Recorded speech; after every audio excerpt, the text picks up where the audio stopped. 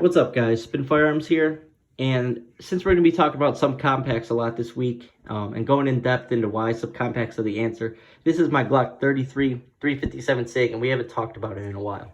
Now, with this base plate, it's going to be 10 plus 1, so 11 rounds. So in my opinion, that checks out for everyday carry. I like to try and stay at 10 rounds, so a 9 plus 1, even 10 rounds is good enough. Where this, you're getting 11 rounds of one of the most powerful, fastest rounds that still penetrates in a great way. Now, the question is, even though it's so expensive, is it worth it to save your life? And I guess you could say that's up to each individual person, but this is what I'll say about it. So when I first shot the 357 SIG, I had it all hyped up in my head that it's going to be so snappy and it's not going to be a good self-defense round. And then I shot it. And you should see my first mag reaction. I shot hollow points for my first mag, and I was amazed.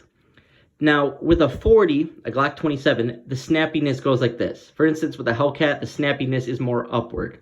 With that 357 SIG, it pushed back more for the recoil. It pushed a little up and back. It was much easier to get back on target, and that was a great thing. And then also realizing the ballistics coming out of that firearm are superior, in so many ways to everything else. And this is HST 125 grain, pick that up at your local range. Anyways, so the question is, even though it's so expensive, is it worth it? So I bought a 50 count box of 357 SIG, and it cost me $59. That hurt the heart a little bit. But it was, and what's sad is that was actually more expensive than a SIG P365 mag, which, those are insanely priced. But anyways, 50 rounds for $59. So think about training. I shoot about 500, 600 rounds a weekend. Think about even spending 59 to 120, so 2 boxes a weekend, shooting 100 rounds of it a weekend. That's a lot of money. But is this going to be any better off than a 9mm? Now, this is what I'll say about it. Or a 40 even. So a 40, what I've determined so far, it is so hard to shoot accurately at distance with a 40, especially at 40 yards, 30 yards. That's just my opinion, especially with a subcompact. When you get into a full-size firearm, it's much, much different. But when you're shooting with the smaller 40 and stuff like that, it's going to be hard. With a 357 SIG, you're going to be much more accurate than a 40, in my opinion, at least with how I shoot. So I think this would be a great, superior round, but because you don't see it anywhere, you don't see anyone talking about it.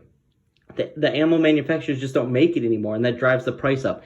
If this became a popular round again, you would start seeing the prices on this stuff go down, and it would show back up on the shelves. And what also makes it superior is its bottleneck shape. Really helps with feeding. It really helps it stay a reliable round. And so, I mean, it's a question you got to ask yourself is, am I going to really train with this firearm and be willing to spend that amount of money to do it? In my case, I would probably say yes, I would do that. But to be honest, I have so many other carry firearms that's just cheaper to carry.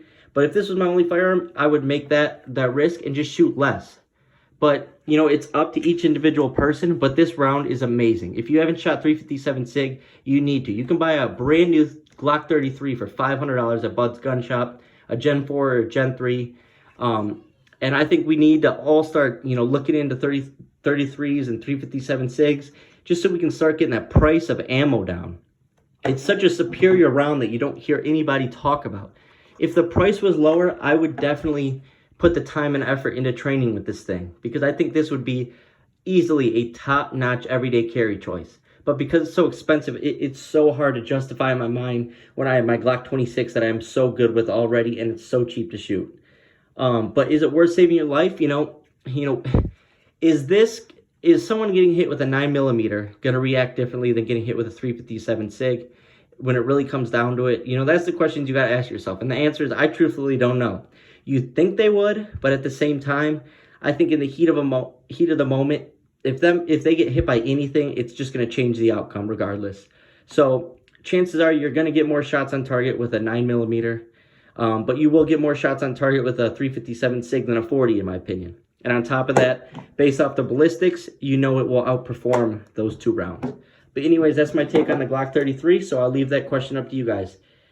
Is it worth spending all that money training with a 357 SIG Is your life worth it? You know, or are you just going to stick to 9mm or 40? Let me know in the comments. Thanks for watching.